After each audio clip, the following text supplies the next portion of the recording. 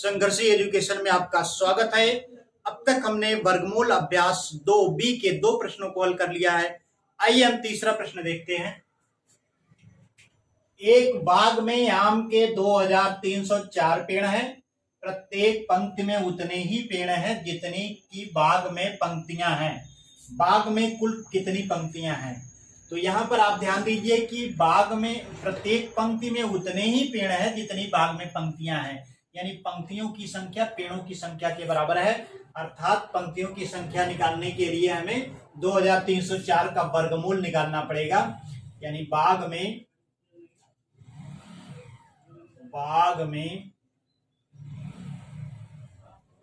पंक्तियों की संख्या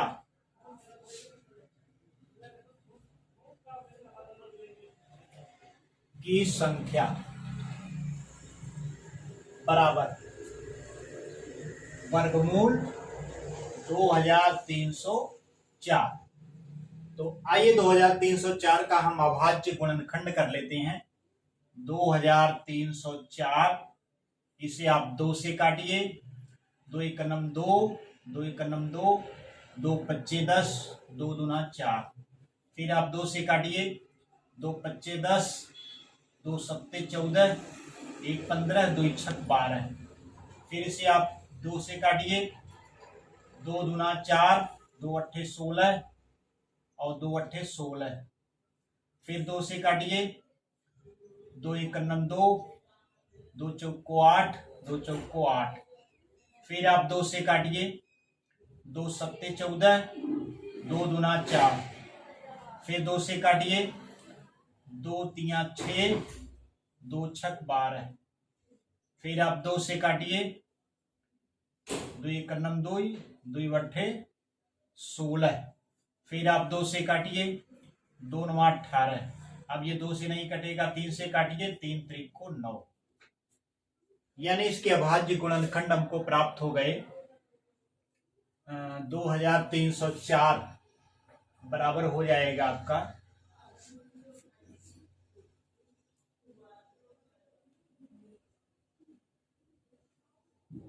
बराबर 1 2 3 4 5 6 7 8। 8 बार 2 का गुणा है 2 में।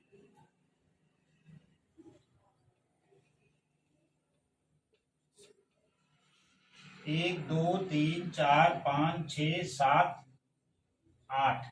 उसके बाद 3 का 2 बार गुणा है। तो ये हो गया हमारा अभाज्य गुणनखंड। अब वर्गमूल 2304 बराबर हो जाएगा वर्गमूल, जो अभाज्य गुणनखंड हमको प्राप्त हो गया है उसको हम लिखेंगे 2 गुणे 2 गुणे 2 गुणे 2 गुणे 2 गुणे 2 गुणे 2 गुणे 2। 1 2 3 4 5 6 7 8। फिर गुणे 3 गुणे 3। अब यहां पर आप जोड़े बना लीजिए। 2 के देखिए कितने जोड़े बनते हैं। 2 के 4 जोड़े बन गए और 3 के 1 जोड़ा बन गया 3 का। अब वर्गमूल के नियम के अनुसार प्रत्येक जोड़े से 1-1 अंक लेना है। तो ये हो जाएगा, इसमें से 1 लिया तो हमने 2 हो जाएगा, इसमें से 2 ले लिए, फिर अगले जोड़े में से 2 ले लिया, फिर अगले जोड़े में से 2 ले लिया, और फिर 3 का 1 जोड़ा है तो इसमें से 3 की एक संख्या हमने ले लिया। ये बराबर हो जाएगा 2 दूना 4 दूना 8 दूना 16 तिया 48। यानी बाद में पंक्तियों की संख्या बराबर कितनी हो गई? 48। 48 पंक्तियां।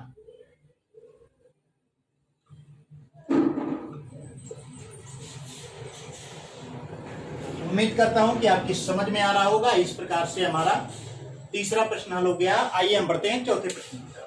तो चौथा प्रश्न हमारा है, एक सेना नायक ने अपनी सेना को टोलियों में इस प्रकार विभाजित किया कि प्रत्येक टोली में उतने ही सैनिक थे जितनी की कुल टोलियां थी।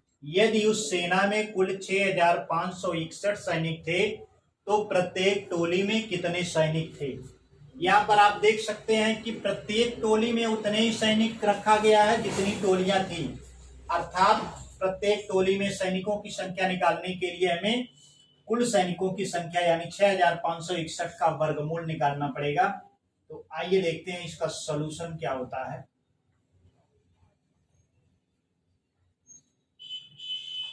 प्रत्येक टोली में सैनिकों की संख्या बराबर वर्गमूल 6561। तो 6561 का आइए हम अभाज्य गुणनखंड कर लेते हैं। 6561 2 से नहीं कटेगा, आइए देखते हैं 3 से कटता है कि नहीं। 3 दूना 6, 3 का नम 3, 3 और 24 यानी कट जाएगा। 3 दूना 6, 3 का नम 3 2 5, 3 8 24, 2 26, 3 7 21। फिर इसे 3 से काटिए, 3 7 21, 3 दूना 6, 2 8, 3 9 27। आगे देखिए 3 से कटता है कि नहीं। 3 दूना 6 कट जाएगा, 3 चौको 12, 3 त्रिको 9। फिर 3 से काटिए, 3 8 24, 3 कन्नन 3। फिर 3 से काटिए, 3 दूना 6, 3 7 21। फिर 3 से काटिए तो 3 9 27। फिर 3 से काटिए, 3 त्रिको 9। तो इसके अभाज्य गुणनखंड हमको प्राप्त हो गए। तो वर्गमूल 6561 बराबर हो जाएगा वर्गमूल कितनी बार 3 है, 1 2 3 4 5 6 7 8 बार 3 का गुणा है, यानी 3 गुणे 3, 3 गुणे 3, 3 गुणे 3, 3 गुणे 3। कितने जोड़े बन जाएंगे, 4 जोड़े बन जाएंगे। तो प्रत्येक जोड़े से हमको एक एक अंक लेना पड़ेगा। तो ये वर्गमूल हो जाएगा 3 गुणे 3 गुणे 3 गुणे 3। 4 जोड़े थे, हमने सब में से एक 3 ले लिया है। तो क्या हो जाएगा, ये 3 त्रिको 9, त्रिक 27 और 27 3 7 21, 3 दूना 6, 2 8 यानी 81। तो प्रत्येक टोली में सैनिकों की संख्या, प्रत्येक टोली में सैनिकों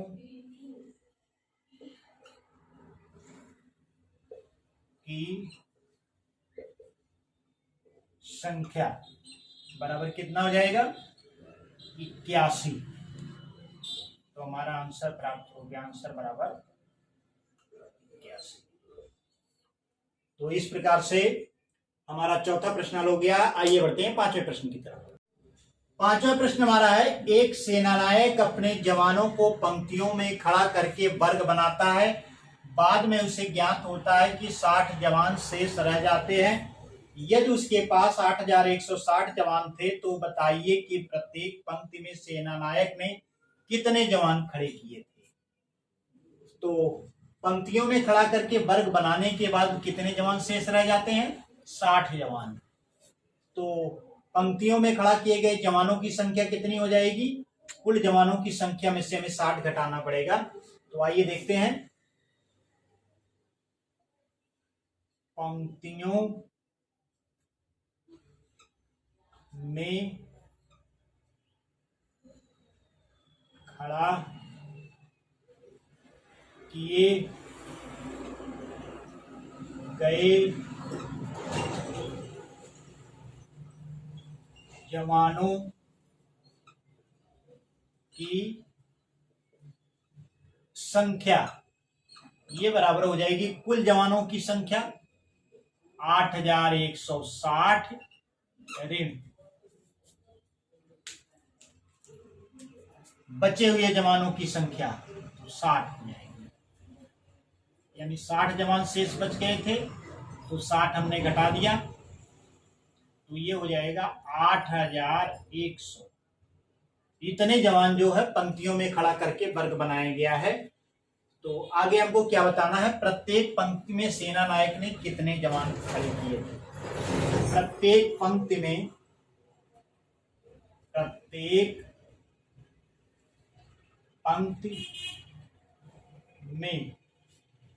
जवानों की संख्या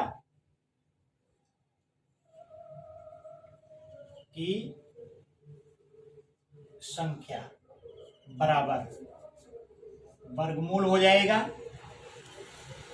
8100 का वर्गमूल जो निकालेंगे वही हो जाएगा। तो आइए 8100 का हम अभाज्य गुणनखंड कर लेते हैं। 8100 इसे 2 से काटिए, 2 चौको 8 और भाग नहीं जाएगा, शून्य बढ़ाइए, 2 पच्चे 10,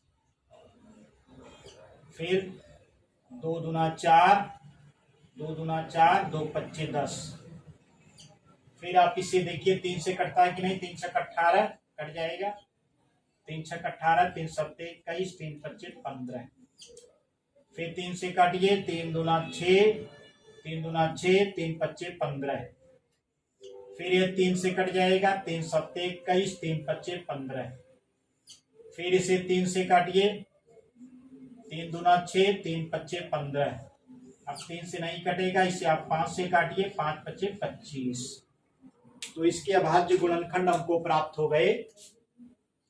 ये बराबर हो जाएगा, वर्गमूल का चिन्ह लगाइए और इसमें अभाज्य गुणनखंडों को रख लीजिए, यानी 2 गुणे 2 गुणे 2 गुणे 2, सॉरी 2 का 2 में 2 बार गुणा है, उसके बाद 3 का 4 बार गुणा है, गुणे 3 गुणे 3 गुणे 3 गुणे 3। फिर 5 का 5 में 2 बार गुणा है, 5 गुणे 5। आइए देखिए इसका हम जोड़े बना लेते हैं। तो वर्गमूल के नियम के अनुसार प्रत्येक जोड़े से एक एक संख्या ली जाएगी। तो ये जाएगा 2 गुणे 3 गुणे यहां से एक 3 लिया, गुणे फिर 5 वाले जोड़े में से 5 लिया, ये बराबर हो जाएगा 2 3 6 3 18, 18 पच्चे 90। तो प्रत्येक पंक्ति में जवानों की संख्या कितनी हो गई, बराबर 90। तो इस प्रकार से हमारा 5वां प्रश्न हल हो गया है। आइए बढ़ते हैं 6वें प्रश्न की तरफ। 6वां प्रश्न हमारा है, वह छोटी से छोटी संख्या ज्ञात कीजिए जिससे 1890 में गुणा करने पर पूर्ण वर्ग होगा। तो छोटी से छोटी संख्या ज्ञात करने के लिए हमको क्या करना होगा, पहले तो इसका हम अभाज्य गुणनखंड ज्ञात करेंगे। तो 1890 का अभाज्य गुणनखंड आइए ज्ञात करते हैं। 2 से काटिए इसको, 2 9 18, 2 चौको 8, 2 पच्चे 10। फिर 2 से ये नहीं कटेगा, आइए देखते हैं 3 से कटता है कि नहीं। 3 त्रिको 9, 3 एकनन 3, 3 पच्चे 15। फिर देखिए 3 से इसको काटिए, 3 एकनन 3, 3 पच्चे 15। फिर इसे 3 से काटिए, 3 त्रिको 9 और 3 पच्चे 15। अब यह 3 से नहीं कटेगा, इसे 5 से काटिए, 5 सत्ते 35। तो 1890 का अभाज्य गुणनखंड जो हमको प्राप्त हो गया वो है 2 गुणे 3 गुणे 3 गुणे 3 गुणे 5 गुणे 7। ये हमारा अभाज्य गुणनखंड प्राप्त हो गया है। इसमें अब हम जोड़े बना लेते हैं। देखिए 2 एक ही बार है, कोई जोड़ा नहीं है। 3 यहाँ पर 3 बार है तो एक जोड़ा बन जाएगा, 1 3 बचा रहेगा। 5 एक ही बार है, कोई जोड़ा नहीं इसका बनेगा। 7 एक ही बार है, इसका कोई नहीं जोड़ा बनेगा। तो इसमें जो जोड़े बन गए हैं उसे तो हम छोड़ देंगे और शेष जो संख्याएं होंगी उनका गुणनफल ही इस 1890 में गुणा करने पर पूर्ण वर्ग संख्या को बनाएगा। तो 1890 वह छोटी से छोटी संख्या जिससे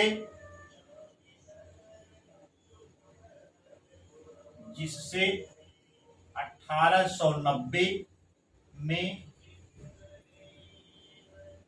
गुणा करने पर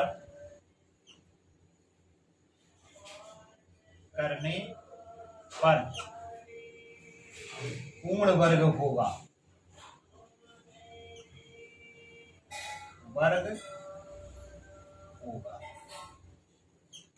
यह बराबर संख्या कौन सी हो जाएगी? यहाँ पर देखिए 2 का जोड़ा नहीं बन रहा है। 2 का जोड़ा बनाने के लिए 2 से गुणा करना पड़ेगा। फिर यहाँ पर देखिए एक 3 ऐसा है जिसका जोड़ा नहीं बना रहा है, तो इसको जोड़ा बनाने के लिए 3 से गुणा करना पड़ेगा। फिर यहाँ पर 5 एक संख्या है जिसका जोड़ा नहीं बन रहा है, तो इसका जोड़ा बनाने के लिए 5 से गुणा करना पड़ेगा। और यहाँ पर एक संख्या 7 है, 7 का जोड़ा बनाने के लिए हमको 7 से गुणा करना पड़ेगा। अर्थात पूर्ण वर्ग 1890 को पूर्ण वर्ग बनाने के लिए हमें 2 गुणे 3 गुणे 5 गुणे 7 से गुणा करना पड़ेगा। तो इसका मान कितना हो जाएगा? 2 3 6 और 6 5 30 और 3 7 21 यानी 210। इससे गुणा करना पड़ेगा। 210 से अगर हम 1890 में गुणा कर दें तो यह क्या हो जाएगा? पूर्ण वर्ग बन जाएगा। गुणनखंड में जो संख्याएं हमें बिना जोड़े की प्राप्त हो रही हैं वह उनका जोड़ा बन जाएगा, जिससे यह पूर्ण वर्ग बन जाएगा। यानी 210 से गुणा करने पर 1890 क्या हो जाएगा? पूर्ण वर्ग हो जाएगा। आइए हम बढ़ते हैं 7वें प्रश्न। 7वां प्रश्न हमारा है, वह छोटी से छोटी संख्या ज्ञात कीजिए जिससे 9408 में भाग देने पर भागफल पूर्ण वर्ग बन जाए। तो यहाँ पर भी हमें 9408 का पहले अभाज्य गुणनखंड ज्ञात करना होगा। तो आइए देखते हैं।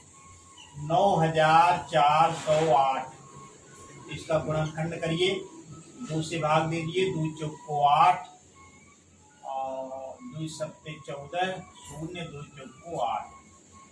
फिर 2 से काटिए, 2 दूना 4, 2 तिया 6, 2 पच्चे 10, 2 दूना 4। फिर आप 2 से काटिए, 2 एक 2, 2 एक 2, 2 सत्ते 14, 2 छक 12। फिर 2 से काटिए, 2 पच्चे 10, 2 अट्ठे 16, 2 अट्ठे 16। फिर 2 से काटिए, 2 दूना 4, 2 9 18, 2 चौको 8। फिर 2 से काटिए, 2 एक 2, 2 चौको 8, 2 सत्ते 14। अब ये 2 से नहीं कटेगा तो 3 से काटिए, 3 चौको 12, 2 14, 3 9 27। फिर इसे आप 7 से काट दीजिए, 7 सत्ते 49। तो 9408 का अभाज्य गुणनखंड जो हमको प्राप्त हुआ 2 गुणे 2, 2 गुणे 2, 2 गुणे 2, 1 2 3 4 5 6 बार है, गुणे 3 गुणे 7 गुणे 7। अब आप इसके जोड़े बना लीजिए। देखिए 2 का जोड़ा बन गया, 2 के 3 जोड़े बन गए और कोई भी 2 बचा नहीं है। यहाँ पर आप देखिए 7 का एक जोड़ा बन गया, 7 की कोई संख्या नहीं बची है।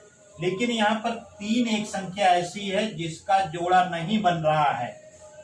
तो इसका अर्थ ये हुआ कि अगर हम 3 से इसमें भाग दे दें तो ये 3 समाप्त हो जाएगा और ये सब जोड़े बच जाएंगे, यानी ये पूर्ण वर्ग बन जाएगा। तो 3 से भाग देने पर भागफल पूर्ण वर्ग हो जाएगा, क्योंकि यहाँ पर 3 का जोड़ा नहीं बन रहा है। अतः 3 से भाग देने पर भागफल पूर्ण वर्ग बन जाएगा।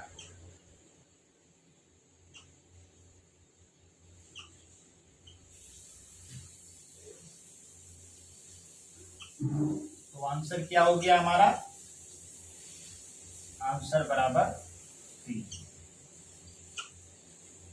तो इस प्रकार से अभ्यास 2B के सभी प्रश्न हल हो गए हैं।